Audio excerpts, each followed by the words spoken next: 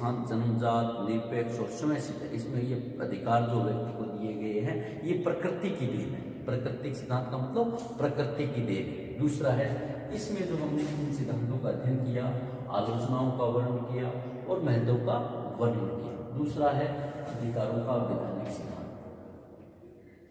अधिकारों का वैधानिक,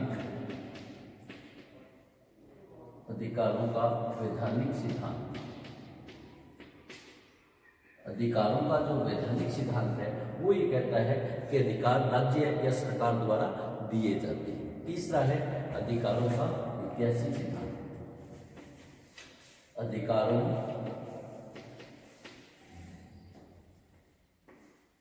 का ऐतिहासिक सिद्धांत। अधिकारों का ऐतिहासिक सिद्धांत। और चौथा जो हमारा था वो था अधिकारों का समाज कल्याण सिद्धांत। अधिकारों का समाज कल्याण सिद्धांत। ये वो सिद्धांत है जिसके द्वारा अधिकार व्यक्ति के समाज के कल्याण के लिए प्रदत्त किए जाते हैं, व्यक्ति के लिए कल्याण के लिए किए जाते हैं। पांचवा है अधिकारों का आदर्शवादी एवं व्यक्तिवादी सिद्धांत। आदर्शवादी एवं व्यक्तिवादी सिद्धांत। इन सिद्धांतों में हमने 1 नंबर का जो हमारा सिद्धांत था इसका अध्ययन हमने इससे पूर्व वाले वीडियो में कर लिया। अब जो हमारे 500 सिद्धांत है, 500 सिद्धांतों में 2 नंबर का सिद्धांत है वो है अधिकारों का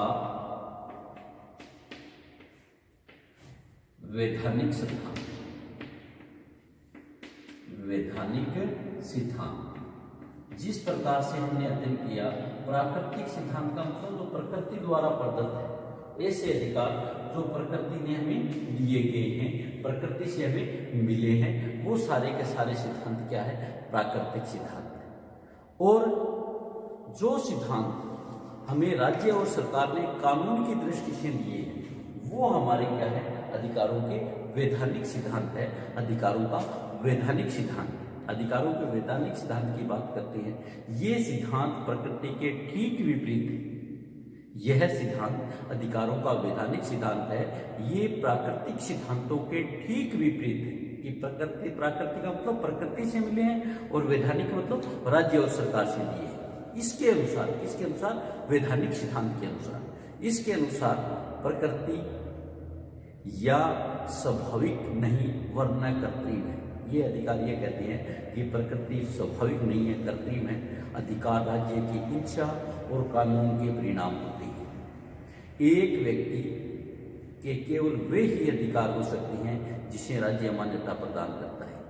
हमारे अधिकारों का अस्तित्व राज्य की इच्छा और कार्यों पर निर्भर करता है। राज्य किस प्रकार से कार्य करता है, किस प्रकार के कार्य होना चाहिए, ये व्यक्ति के अधिकार इच्छा करता है। राज्य पुराने अधिकारों को छीन सकता है, नए अधिकारों को जन्म ले सकता है। ऐसा आपने देखा है कि हर देश की जो संविधान है, हर देश की जो कानून व्यवस्था है, उसके समय अनुसार कानूनों में संशोधन होता है। जीवन, स्वतंत्रता और संपत्ति का अधिकार राज्य द्वारा दिए गए। राज्य ही इस बात का निर्णय करता है, राज्य ही इस बात को निश्चित करता है कि हमारे द्वारा इन अधिकारों का उपयोग किन परिस्थितियों में किया जाए, किन सीमा तक किया जाए। इस सिद्धांत के अनुसार राज्य अधिकारों के संबंध में 3 प्रकार के कार्य करता है। एक तो अधिकारों को परिभाषित करता है कि ये अधिकार ये है, जैसे भारतीय संविधान में अधिकारों की बात की गई है, संविधान के अनुच्छेद 12 से 35 तक। दूसरा ये है कि उन अधिकारों की सीमाएं क्या है, लिमिटेशन क्या है, कितनी सीमा तक उन अधिकारों का उपयोग हो सकता है। तीसरा है कि उपभोग के आश्वासन की व्यवस्था करता है। वैधानिक सिद्धांत जो है ये तीन बातों का ध्यान करता है कि पहला काम तो अधिकारों को ठीक से परिभाषित करना, अधिकारों की व्याख्या करना, दूसरा है उनकी सीमाएं निर्धारित करना, तीसरा है उनका उपभोग करने का आश्वासन उत्पन्न करना। वैधानिक अधिकार, वैधानिक जो हमारे अधिकार है, वैधानिक सिद्धांत अधिकारों की निरपेक्षता को स्वीकार नहीं करते, ये निरपेक्षता की बात नहीं करते। इस बात का प्रतिपादन करता है कि सामाजिक हित में व्यक्ति के अधिकारों को प्रतिबंधित किया जा सकता है और किया जाना भी चाहिए। वैधानिक सिद्धांत के समर्थक थे बेंथम, ऑस्टिन, होब्स, हॉलैंड आदि विद्वानों द्वारा इसका समर्थन किया गया। इस सिद्धांत के प्रतिपादकों के अनुसार अधिकारों का जो मापदंड है वो नैतिक आधार नहीं होना चाहिए, वो वास्तविक होने के कारण इस सिद्धांतों को वास्तविक कहा जा सकता है। इस प्रकार वैधानिकों के अधिकारों के वैधानिक सिद्धांत की बात की गई। अब फिर भी इस सिद्धांत की आलोचनाएं बहुत है। इस सिद्धांत की आलोचना कौन कौन सी आलोचनाएं हैं इस सिद्धांत की? कौन से सिद्धांत की? अधिकारों के वैधानिक सिद्धांत, वैधानिक सिद्धांत की आलोचनाएं कौन कौन सी है? आधुनिक सिद्धांत की आलोचनाएं किस प्रकार से डिफाइन की गई है, किस प्रकार से निश्चित की गई है? अधिकारों की आलोचनाओं में नंबर 1 आता है राज्य के आदेश कानून का निर्माण नहीं करते। नंबर 1 आते हैं राज्य के आदेश कानून, राज्य के आदेश कानूनों का निर्माण नहीं करते। राज्य के आदेश कानूनों का निर्माण नहीं करते। पहली जो आलोचना है, पहली जो कमी है, पहला जो हानि है वो ये है कि राज्य के जो आदेश है ये कानूनों का निर्माण नहीं करते। राज्य शासन के आदेश से ही कानूनों का निर्माण नहीं हो जाता। वस्तुतः राज्य अधिकारों को जन्म नहीं देता, उसे मान्यता प्रदान करता है और उसकी रक्षा करता है। उदाहरण के लिए राज्य का कोई भी कानून चोरी, घूसखोरी, कालाबाजारी के व्यक्ति को अधिकार नहीं बना सकता। जो ऐसे करते हैं उनको अधिकार नहीं बनाता। इसके संबंध में नॉर्म्स राइट्स ने उचित ही कहा है कि कानून हमारे अधिकारों को मान्यता देता है, उसकी रक्षा करता है, परंतु उन्हें जन्म नहीं दे सकता।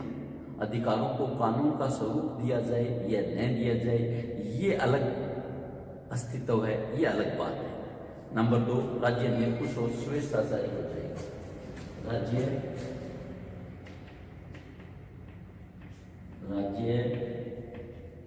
निरंकुश और स्वेच्छाचारी हो जाएगा। राज्य निरंकुश और स्वेच्छाचारी हो जाएगा। यह सिद्धांत इस बात की बात करता है। इस सिद्धांत की सबसे बड़ी आलोचना यह है कि राज्य इस सिद्धांत द्वारा, वैधानिक सिद्धांत द्वारा, कानून द्वारा निरंकुश और स्वेच्छाचारी हो जाएगा। यदि हम मान लें कि राज्य ही अधिकारों का एकमात्र जन्मदाता है तो इसके परिणाम स्वरूप राज्य निरंकुश और स्वेच्छाचारी हो जाएगा। शासन अपनी बात बनाए रखने के लिए व्यक्ति के अधिकारों का अंत कर देगा। आशीर्वादम ने इस बात को स्पष्ट करते हुए लिखा है, यह कहना कि एकमात्र राज्य ही अधिकारों की सृष्टि करता है राज्य को निरंकुश बना देता है।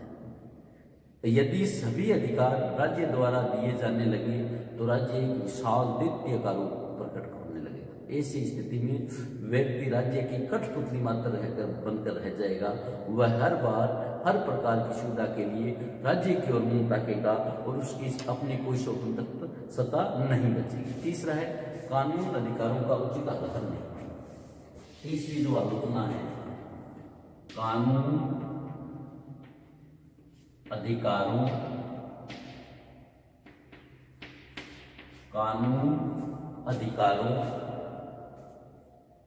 का उचित आधार नहीं, का उचित आधार नहीं। आलोचक यह कहते हैं कि जो कानून है ये अधिकारों का उचित आधार नहीं। कौन से कानून का उचित आधार नहीं है? राज्य के वैधानिक सिद्धांत। राज्य के वैधानिक सिद्धांत के अनुसार कि सारे जो कानून हैं वो अधिकार कानून द्वारा दिए जाते हैं। कानून अधिकारों का उचित आधार हो ही नहीं सकता, क्योंकि कानून नित्य प्रति संशोधन होते हैं। कोई भी कानून स्थायी नहीं रहता, अलग अलग परिस्थितियों में उसमें संशोधन किए जाते हैं और संशोधन और परिवर्तन होते रहते हैं। अधिकारों का इनका यथोचित महत्व और सम्मान प्राप्त करने की दृष्टि से ही औचित्य की भावना को ही अधिकार के आधार पर स्वीकार किया जा सकता है। लॉर्ड्स ने ठीक कहा है कि अधिकार का आधार ही औचित्य की भावना होती है। लॉर्ड्स ने कहा है अधिकार के आलोचना औचित्य ही की भावना होती है, किंतु संवैधानिक आधार में औचित्य कई बार नहीं रह पाता। चौथा है वैधानिक अधिकारों के संबंध में भी स्वीकार्य नहीं है।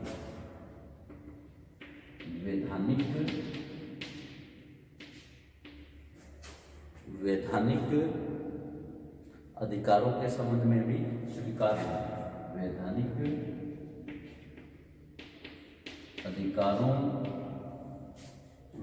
अधिकारों के संबंध में भी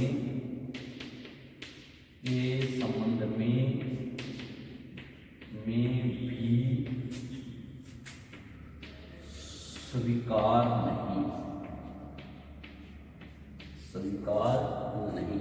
वैधानिक सिद्धांत है वो अधिकारों के संबंध में स्वीकार नहीं है। चौथी आलोचना ये बात कहती है, उपयुक्त आलोचनाओं से बचने के लिए वैधानिक सिद्धांत के कुछ प्रतिपादन यह कहते हैं कि राज्य केवल वैधानिक अधिकारों का निर्माण करते हैं, परंतु इस बात को स्वीकार नहीं किया जा सकता। व्यवहार में देखा गया है कि समाज द्वारा मान्यता प्राप्त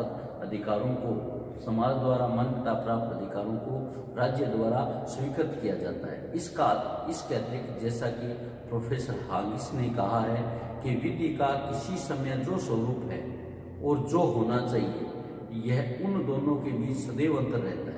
ऐसी स्थिति में वैधानिक सिद्धांत यह तो बता सकता है कि एक विशेष परिस्थिति में नागरिकों को कौन से अधिकार है, लेकिन यह नहीं बता सकता कि नागरिकों को कौन से अधिकार प्राप्त होने चाहिए। ये थी आलोचना है, ये थी हमारी आलोचना है। नेक्स्ट है महत्व। इन अधिकारों के महत्व क्या है? हमारा प्रश्न आता है इन अधिकारों के महत्व के। हालांकि इस सिद्धांत की इन 4 परिस्थितियों के आधार पर, 4 बातों के आधार पर आलोचनाएं की गई कि राज्य आदेश का कानून ही नहीं करते, राज्य निर्कुश स्वेच्छाचारी हो जाएगा, कानून द्वारा उचित आधार नहीं है और उसके संबंध में भी स्वीकार नहीं है। इतनी सारी आलोचना करने के बाद भी हम इस बात से इनकार नहीं कर सकते, इस बात से इनकार नहीं किया जा सकता कि इस सिद्धांत में सत्य का अंश है। इस सिद्धांत को ठीक से माना गया है। ये सिद्धांत हमारे लिए महत्वपूर्ण है। समाज की ओर से जिन स्वतंत्रताओं को, सुविधाओं को मान्यता प्रदान की गई है या व्यक्ति में नैतिक विकास के लिए जो स्वतंत्र और दावे अनिवार्य है, उन्हें उस समय तक अधिकार नहीं कहा जा सकता जब तक राज्य द्वारा मान्यता नहीं दी जाए। चाहे प्राकृतिक है, उनको तब तक हम अधिकार नहीं कह सकते जब तक राज्य के द्वारा मान्यता नहीं की जाती। इसलिए अधिकारों के वैधानिक और नैतिक 2 पक्ष हो सकते हैं। इन अधिकारों के वैधानिक पक्ष बल देकर आंशिक सत्य का प्रतिपादन स्वीकार किया जा सकता है। ये हमारा दूसरा अधिकार हमने किया, वैधानिक अधिकार। पहला हमने कल कर दिया था अधिकारों का प्राकृतिक सिद्धांत। तीसरा जो हमारा अधिकार है, तीसरा जो महत्वपूर्ण अधिकार है, वह है अधिकारों का ऐतिहासिक सिद्धांत। अधिकारों का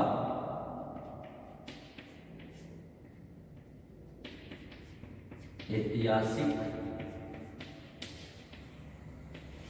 सिद्धांत।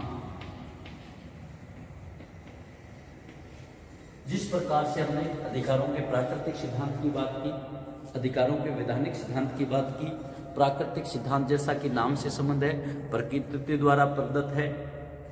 वैधानिक सिद्धांत राज्य और सरकार द्वारा दिए जाते हैं। और अधिकारों का ऐतिहासिक सिद्धांत यह कहते हैं कि ये सिद्धांत परंपरा से चले आ रहे हैं, ये इतिहास के परिणाम है, ये हमारी संस्कृति के परिणाम है, ये हमारी रीति रिवाजों का पालन करने संबंधी कहते हैं। और जो रीति रिवाज धीरे धीरे अधिकार में परिवर्तन हो जाती हैं, वो अधिकारों का ऐतिहासिक सिद्धांत बन जाता वो अधिकारों का ऐतिहासिक सिद्धांत हो जाता है।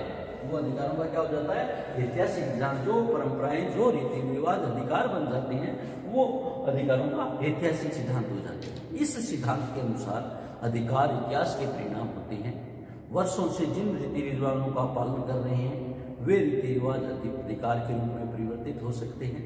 इस सिद्धांत के अनुसार अधिकार का निर्माण न तो राज्य द्वारा किया जाता और न ही प्राकृतिक होते, बल्कि धीरे धीरे जिन रीति रिवाजों के हम अध्यस्त है समाज उन्हें स्वीकार कर लेता है, वे ही अधिकार बन जाते हैं। इस सिद्धांत के समर्थक प्रोफेसर रिची ने लिखा है, जिन अधिकारों के संबंध में लोग सोचते हैं कि वे उन्हें मिलने चाहिए, वे ही अधिकार होते हैं।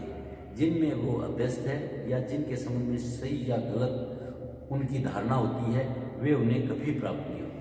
अप्रत्यक्ष रूप से अधिकारों के ऐतिहासिक सिद्धांत का समर्थन करते हुए बर्क कहते हैं कि इंग्लैंड की गौरवपूर्ण क्रांति का आधार अंग्रेजों के रीति रिवाजों पर अधिकार ही थे। ये हमने अधिकारों के ऐतिहासिक सिद्धांत की बात की। फिर हम बात करते हैं ऐतिहासिक सिद्धांत की आलोचना। हम अधिकारों की ऐतिहासिक सिद्धांत की बात करते हैं तो इनमें भी बहुत सारी आलोचनाएं हैं। वर्तमान समय में इस सिद्धांत को, इस विचार को स्वीकार नहीं किया जा सकता कि ऐतिहासिक अधिकारों के रीति रिवाज के परिणाम हैं। इनकी हम जो आलोचनाएं हैं वो इन आधारों पर कर सकते हैं। किन आधारों पर कर सकते हैं कि नंबर 1, सभी अधिकार रीति रिवाज के परिणाम हैं। नंबर 1 है सभी अधिकार रीति रिवाज के परिणाम नहीं। आलोचक ये कहते हैं कि सारे अधिकार रीति रिवाजों से नहीं, हमारे कुछ अधिकार रीति रिवाजों पर आधारित हो सकते हैं, किंतु सभी अधिकार रीति रिवाज पर आधारित नहीं हो सकते। सती प्रथा और भूपत्नी का निषेध, सती प्रथा का अंत, भू पत्नीत्व का निषेध, शारदा कानून, हरिजनों का मंदिरों में प्रवेश आदि जो कानून सरकार द्वारा बनाए गए ये रीति रिवाजों के विरुद्ध थे। क्योंकि रीति रिवाजों में सती प्रथा थी, बहुपत्नीत्व था, शारदा का जो लड़कियों की आयु की विवाह की आयु कम थी और हरिजनों को मंदिरों में प्रवेश नहीं दिया जाता था। और इनके अगेंस्ट जो कानून बने वो रीति रिवाजों के विरुद्ध थे। फिर भी समझदार लोकतंत्र ने, समझदार व्यक्ति ने बिना किसी हिचकिचाहट के इन कानूनों का समर्थन किया। नंबर 2, सभी रीति रिवाज समाज हित में नहीं होते। सभी रीति रिवाज समाज हित में नहीं होते। सभी रिवाज समाज के हित में नहीं होते। अधिकार आवश्यक रूप से मानव कल्याण के लिए होते हैं, समस्त हित में होते हैं, किंतु मानव जाति के इतिहास के संबंधित हम जो विशेष विषय है, विशेष प्रथाओं हैं, उनकी रीति रिवाज समाज के हित में नहीं माने जा सकते। उदाहरण के लिए हम बात करते हैं, भूतकाल में दास प्रथा थी जो समाज के हित में नहीं थी, बाल हत्या थी वो समाज के हित में नहीं थी, सती प्रथा थी वो समाज के हित में नहीं थी, बाल विवाह था वो समाज के हित में नहीं था, बहुपत्नीत्व था, ये प्रथाएं समाज के विद्यमान थी और ये समाज के हित में नहीं थी। किंतु इन सब प्रथाओं के समाज में हित के विरोध होने के कारण इन्हें आधिकारिक रूप से स्वीकार नहीं किया जा सकता। प्रोफेसर हार्किंस ने ठीक ही कहा है, यह कहना कि रीति रिवाज हमेशा ठीक हो जाती हैं उतना ही मूर्ख है जितना कहना कि विधि भी कोई चीज की उचित बना सकती है। नंबर 3, सुधारों की संभावना का अंत। सुधारों की संभावना